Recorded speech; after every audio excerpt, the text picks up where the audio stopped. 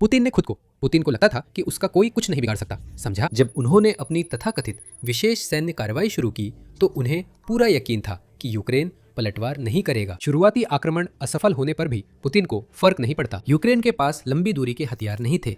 संघर्ष उसी देश की सीमा तक सीमित रहता जिस पर रूस ने हमला किया था और बात वही खत्म हो जाती। समय कितना बदल गया है। अब वो नेता जिसे कोई छू नहीं सकता था अब आसानी से निशाने पर है।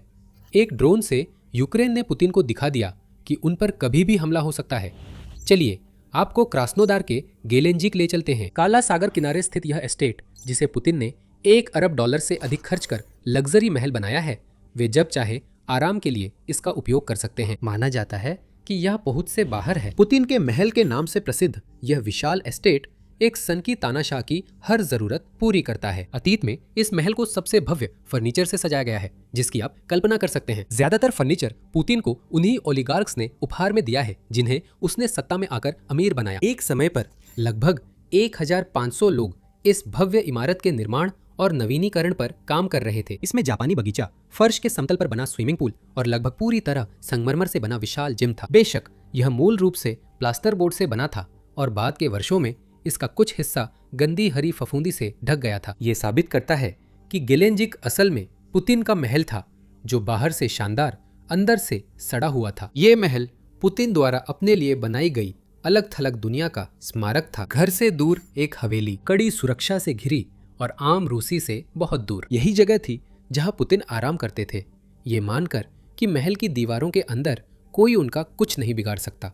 फिर सब कुछ बदल गया। 3 अगस्त को खबर मिली कि एक यूक्रेनी ड्रोन पुतिन के महल से महज कुछ किलोमीटर दूर गिरा था। यूक्रेन का सीधा निशाना नहीं लगा था। महल निशाना था या नहीं ये भी साफ नहीं। संभावना कम है कि महल ही निशाना था क्योंकि जो ड्रोन दुर्घटनाग्रस्त हुआ उसे कथित तौर पर उस जगह से सिर्फ 300 मीटर पहले ही मार गिराया गया था जिससे रूसी मिसाइल निर्माण से जोड़ा गया है। वही जगह सबसे संभावित निशाना लगती है, लेकिन पुतिन के लिए वह सुविधा और रूस द्वारा आबादी वाले समुद्र तट के ऊपर यूक्रेन के ड्रोन को गिराने से मारे गए 6 लोग और 40 घायल कोई मायने नहीं रखते। पुतिन के लिए बस इतना जरूरी था कि एक ड्रोन उसकी जान ले सकता था। यह गेलेंजिक से सिर्फ 24 किलोमीटर दूर मार गिराया गया था। इससे पुतिन को हमेशा के लिए यह दिखा दिया गया कि रूस के वे सबसे सुरक्षित कोने भी जो उसने अपने लिए बनाए हैं अब यूक्रेन की पहुंच में आ गए हैं। यूक्रेन ने शायद महल को निशाना नहीं बनाया, लेकिन वो निशाना हो सकता था और कभी भी हो सकता है। पुतिन का शुरू किया युद्ध अब उनके और करीब आ गया है। पुतिन ने सोचा था कि यह हमला रूसी जनता को नुकसान नहीं पहुंचाएगा, लेकिन अब यह युद्ध बन गया है जो रूस में सभी के लिए खतरा है। राजनीतिक अभिजात वर्ग जिसके मुखिया पुतिन है सोचा था कि वे एक अदृश्य दीवार के पीछे सुरक्षित है जो यूक्रेन की उनकी घरों पर हमला न कर पाने की अक्षमता से बनी थी। वह दीवार अब गिर चुकी है और पुतिन ने यह संदेश साफ साफ सुन लिया है। अब रूस में उनके लिए कोई ऐसी जगह नहीं बची है जहां यूक्रेन उन तक नहीं पहुंच सकता। कीव पोस्ट के मुताबिक एक रूसी टिप्पणीकार ने कहा, लड़ाई अब किसी एक युद्ध क्षेत्र तक सीमित नहीं रही और अब ऐसा कोई पिछला इलाका नहीं है जहां कोई बस छिप सके। रूस में छुपने के लिए अब कहीं जगह नहीं है। वह टिप्पणीकार सही है। गेलेंजिक में घबराहट सिर्फ एक ड्रोन के कारण हुई थी। जल्दी आप जानेंगे रूस ने कैसे प्रतिक्रिया दी। हकीकत यह है कि यूक्रेन ने ऐसे हथियारों का भंडार बना लिया है जिन्हें वो अक्सर लंबी दूरी की पाबंदियां कहता है, जो पुतिन पर कहीं भी हमला कर सकते हैं। रूस के बर्फीले और अलग थलग सुदूर पूर्व को छोड़कर लगभग कहीं भी, शायद वो इलाका भी ज्यादा देर सुरक्षित न रहे। 21 जून को राष्ट्रपति जेलेंस्की ने बताया कि यूक्रेन के पास अब 3000 किलोमीटर तक उड़ने वाले ड्रोन हैं। उन्होंने वादा किया कि अब यूक्रेन रूस के कब्जे वाले इलाकों में रोज हमले करेगा। यूक्रेन ने अपनी रेंज की दावों को जल्दी साबित किया। 7 जुलाई को खबर आई कि उसने साइबेरिया की ओम्स्क ऑयल रिफाइनरी पर हमला कर भीषण आग लगा दी। यूक्रेन के दावों पर व्लादिमीर पुतिन का संदेह पल भर में दूर हो गया। यह रिकॉर्ड तोड़ हमला था क्योंकि ओम्स्क यूक्रेन के कब्जे वाले इलाके से लगभग 2500 किलोमीटर दूर है। वोलोदिमीर जेलेंस्की ने एक वादा किया था, यूक्रेन के ड्रोन ऑपरेटरों ने उसे पूरा कर दिखाया। इससे व्लादिमीर पुतिन को बहुत चिंता होनी चाहिए क्योंकि वोलोदिमीर जेलेंस्की ने एक और वादा किया है। 24 जुलाई को ओम्स्क हमले के बाद और जेलेंजिक में रूस को डराने वाले उस एक ड्रोन से पहले जेलेंस्की ने कहा कि यूक्रेन इस समय नई ड्रोन तकनीक पर काम कर रहा है। वो तकनीक जल्द ही यूक्रेन के ड्रोन को 5000 किलोमीटर तक उड़ने की क्षमता देगी। लंबी दूरी के ड्रोन की यह नई पीढ़ी अब कोई दूर की बात नहीं है। 4000 किमी से ज्यादा दूर उड़ने वाले ड्रोन 2026 के अंत तक यूक्रेनी ऑपरेटरों को मिलने की उम्मीद है और 5000 किलोमीटर से ज्यादा दूर उड़ने वाले ड्रोन 2027 के अंत तक यूक्रेनी ऑपरेटरों को मिलने की उम्मीद है। यूक्रेन इन उपलब्धियों पर नहीं रुकेगा। वह 10,000 किलोमीटर तक जाने वाले ड्रोन पर काम कर रहा है, जो व्यवहारिक रूप से रूस के हर महत्वपूर्ण हिस्से को उसकी पहुंच में ला देंगे। ड्रोन 2026 में नहीं आएंगे। रूस को 2027 तक इंतजार करना होगा, जब यूक्रेनी हथियार उसके क्षेत्र में इतनी गहराई तक पहुंचेंगे जितना सोचा नहीं गया था। और यही बात है ओम्स्क, गेलेंजिक और हर उस ड्रोन की जो यूक्रेन रूस भेजता है। इन सभी ने उस अनुबंध को तोड़ दिया जो पुतिन ने अपनी तथाकथित विशेष सैन्य कार्रवाई शुरू करते समय बनाया था। फरवरी 2022 में यूक्रेन पर हमला करते वक्त पुतिन ने अपने लोगों से खास वादे किए थे। उन्हें कोई नुकसान नहीं होगा, रूस का कोई भी हिस्सा प्रभावित नहीं होगा। समझौता सीधा था, पुतिन के विशेष सैन्य अभियान का समर्थन करो, बदले में रूस और यूक्रेन के एक होने का इनाम मिलेगा। उस समृद्धि के साथ जो 15 ट्रिलियन डॉलर की खनिज संपत्ति वाले देश के पास हो सकती है। वादा बेचने के 4.5 साल बाद रूस को अब अपना पैसा वापस मांगना चाहिए। रूसी क्षेत्र में रोज मिसाइलें, ड्रोन उड़ रहे हैं, बिजली कटौती, पानी की कमी, हवा में जलते तेल की गंध और भी बहुत कुछ है। पुतिन ने वादा किया था कि ये समस्याएं कभी नहीं होंगी। गेलेंजिक में ड्रोन गिरना दिखाता है कि समझौता टूट चुका है। ये तो एक ऐसा उदाहरण है जिससे पुतिन पहले से भी ज्यादा कमजोर नजर आते हैं। सिर्फ दूर दराज के इलाकों में रहने वाले रूसी, जिनकी सुरक्षा बहुत कम है, उन्हें ही चिंता करने की जरूरत नहीं है। हर रूसी को डरना चाहिए, क्योंकि अब देश में कोई सुरक्षित जगह नहीं बची है। सुरक्षित मास्को अब नहीं। 18 जून यूरो मैदान प्रेस रिपोर्ट की हेडलाइन में लिखा था, यूक्रेन ने 3 दिनों में दूसरी बार मास्को ऑयल रिफाइनरी पर हमला किया, जो क्रेमलिन के करीब है। 15 जुलाई को centre for European policy analysis ने कहा कि यूक्रेन पूरे 2026 के दौरान रूस की केंद्रीय तंत्रिका प्रणाली पर हमला करता रहा। बिजली संयंत्र, रिफाइनरी, बुनियादी ढांचा, सैन्य ठिकाने और हीटिंग सिस्टम अब लंबी दूरी के हथियारों के निशाने पर हैं, जिससे युद्ध की दिशा बदली है और रूस को अपनी रणनीति बार बार बदलनी पड़ी है। रूस की 2026 की हकीकत पुतिन के 2022 के वादों से इतनी अलग है कि मानो वह किसी और ही दुनिया में हो। और जहां तक गेलेंजिक का सवाल है, पुतिन के जर्जर होते महल के चारों ओर जो भी आभा कभी थी, वो अब आधिकारिक रूप से खत्म हो चुकी है। 3 अगस्त को रूस के काले सागर गलियारे पहुंचा ड्रोन पहला नहीं था जिसने पुतिन के महल को खतरे में डाला। अगस्त 2025 में एक गिराए गए यूक्रेनी ड्रोन के मलबे ने महल से सिर्फ 10 किलोमीटर दूर जंगल में आग लगा दी थी। इससे फिर साबित होता है कि यूक्रेन चाहता तो ड्रोन से उस इमारत को निशाना बना सकता था। 2026 की शुरुआत में गेलेंजिक के पास एक और आग की घटना सामने आई, जो फिर से एक ड्रोन गिराए जाने का नतीजा थी। पुतिन के महल के पास रूस की वायु रक्षा अब तक कायम रही है, लेकिन हमें यही उम्मीद करनी चाहिए थी। यूक्रेन ने महल के खिलाफ अब तक ड्रोन झुंड का इस्तेमाल नहीं किया।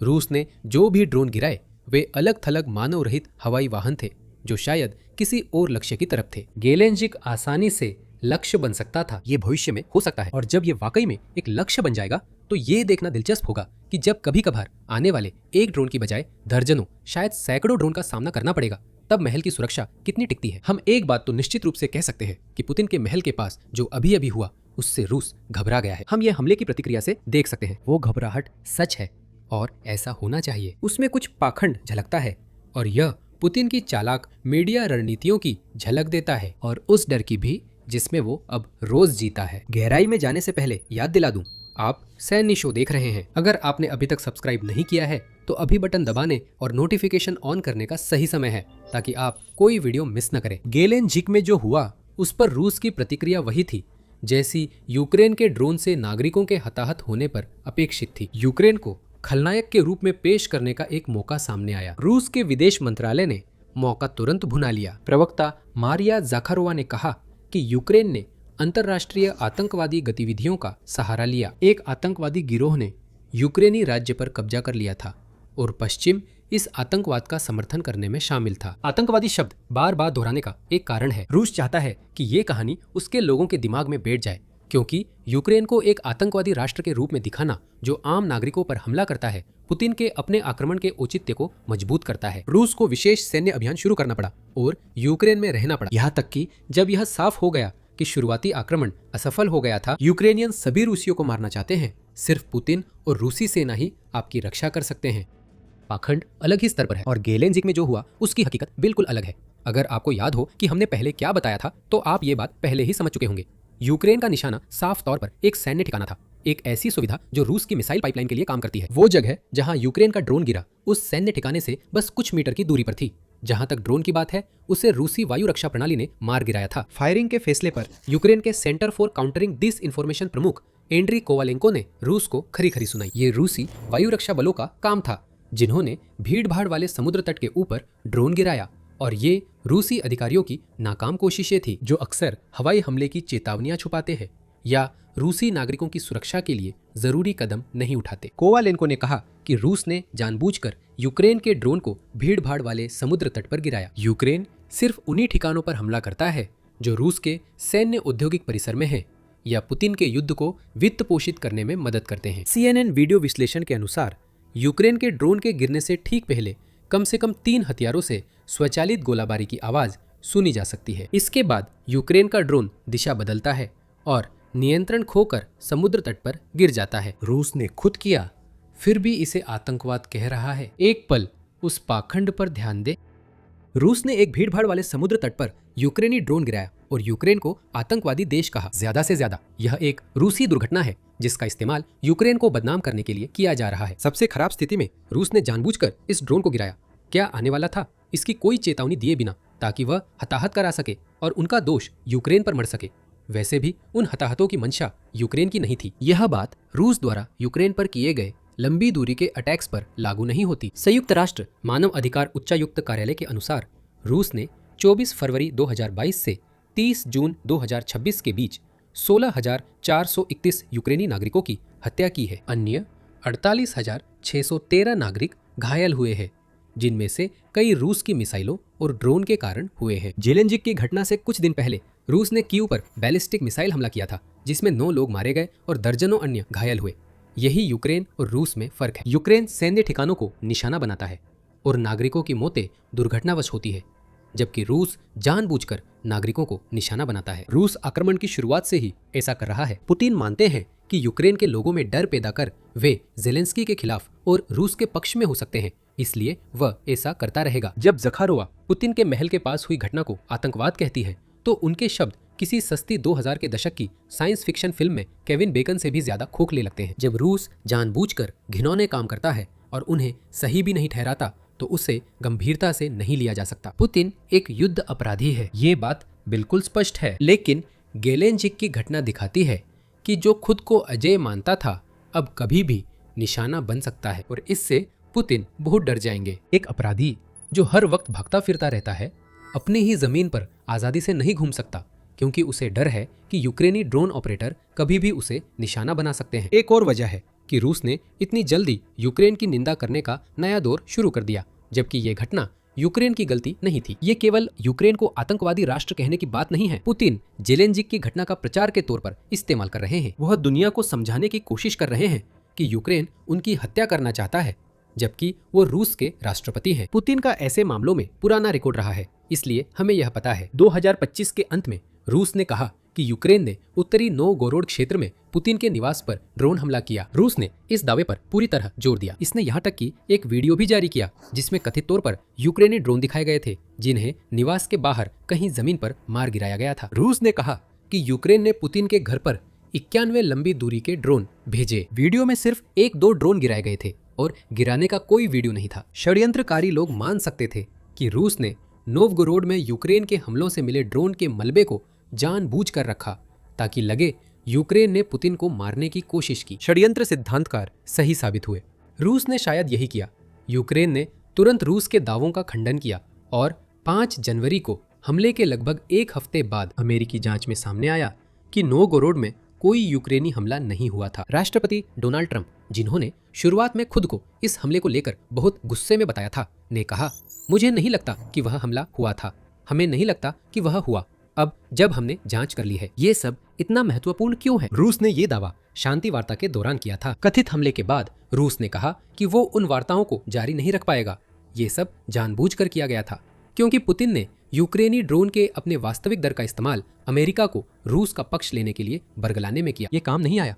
लेकिन अब रूस के सामने एक ऐसा हमला है जिसकी पुष्टि हो चुकी है कि वह गेलेंजिक के पास हुआ था। पुतिन के चमचों ने हमले और पुतिन की जान पर खतरे को नहीं जोड़ा है। ये हमला और रूस की निंदा ऐसे समय आई है जब खबरें हैं कि अमेरिका और यूक्रेन एक हवाई युद्ध विराम योजना बना रहे हैं, जो पुतिन को जल्द पेश हो सकती है। अगर वह योजना ठोस रूप लेती है तो पुतिन उसे ठुकराने के लिए गेलेंजिक घटना का सहारा ले सकते हैं। इस बार चिंता वाजिब होगी।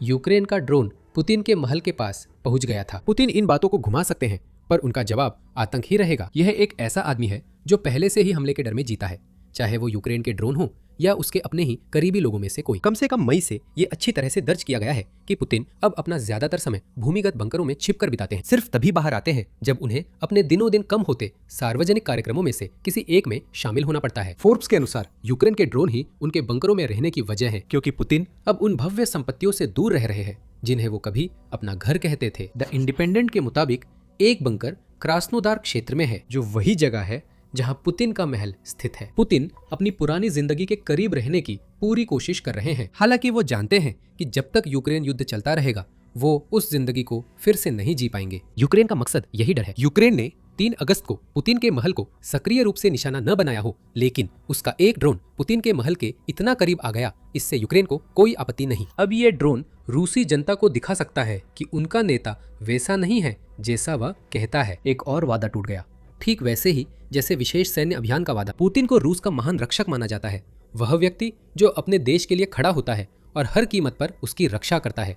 यही कहानी है जो उन्होंने पिछले 2 दशकों से अपने बारे में गढ़ी है, और अब ये सब बिखर गया है। पुतिन कोई ताकतवर नेता नहीं है, वो एक ऐसा इंसान है जो अपनी जिंदगी बंकरों में बिताता है, सैन्य परेड रद्द करता है और अपने देश में बातचीत पर पाबंदी लगाता है ताकि अपनी छवि को बनाए रख सके। पुतिन का कवच पिछले 4.5 साल में बुरी तरह झुलस चुका है। अब गेलेंजिक में सिर्फ एक ड्रोन ने उस कवच में एक और बड़ा छेद कर दिया। अब रूस में सभी इसे जानते हैं।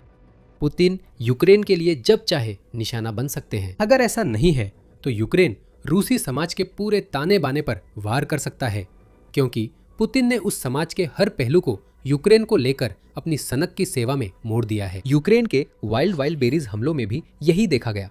ऊपर से यह नागरिक उद्यम लगता है, लेकिन असलियत में ऐसा नहीं। असल में ऐसा बिल्कुल नहीं है। ये भी वैध सैन्य लक्ष्य है, और कंपनी पर यूक्रेन का हमला दिखाता है कि यूक्रेन पुतिन की जंग उनके घर तक पहुंचा रहा है।